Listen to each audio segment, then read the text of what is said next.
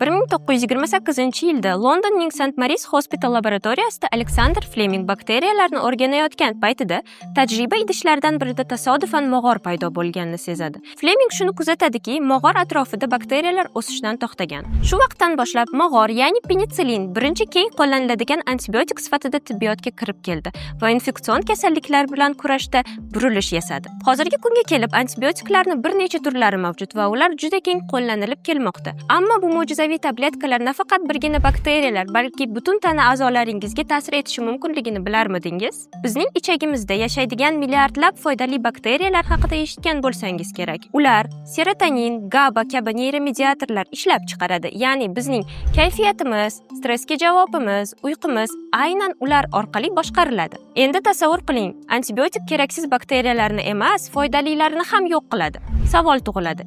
Ichakdagi mikroflora o'zgarsa, miyaga buni qanday ta'siri bo'ladi? Xalqaro tadqiqotlar shuni ko'rsatadiki, antibiotik ichish orqali yuzaga kelgan disbioz ba'zi odamlarda kognitiv pasayish, xavotir va depressiyaga o'xshash holatlarga olib kelishi mumkin. Ba'zi antibiotiklar, ayniqsa ftorxinolonlar, to'g'ridan-to'g'ri miyaning GABA retseptorlariga ta'sir qilishi, uyqusizlik, vahima, xurujlar yoki hatto tirishishlarga sabab bo'lishi mumkin.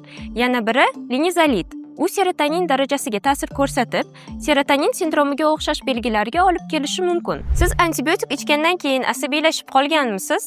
Uyqu buzilganmi? Energiyangiz tushib ketganini sezganmisiz? Bu shunchaki tasodif emas. Bu ichak va miyadagi ikki tomonlama aloqa buzilganining belgisi. Bugungi kundagi meditsinani eng katta muammolaridan biri polipragmaziya, ya'ni dori-darmonlarni tartibsiz, nazoratsiz qo'llash. Ayniqsa antibiotiklarni. Ularni shunchaki shamolladim yoki tomog'im og'riyapti deb ichadiganlar oz emas. Va tartibsiz dori qabul qilishning eng xavotirli qismi bu antibiotika rezistentlik. Butun dunyo bo'ylab kasalliklarning yarmi eng oddiy antibiotiklarga javob bermayotgani haqida Jahon Sog'liqni saqlash tashkiloti ogohlantirmoqda. Shu holat davom etsa-yu, yangi avlod antibiotiklari kashf etilmasa, bu yengib bo'lmaydigan bakteriyalar va mikroorganizmlar paydo bo'lishiga olib kelishi mumkin. Biz buni qanday to'xtatishimiz mumkin deysizmi? Javob oddiy. Dori-darmonlarni ongli ravishda qo'llashimiz. Antibiotik bu kuchli qurol, ammo noto'g'ri ishlatilsa, u nafaqat mikroblarni, balki miyaning nozik muvozanatini ham buzishi mumkin.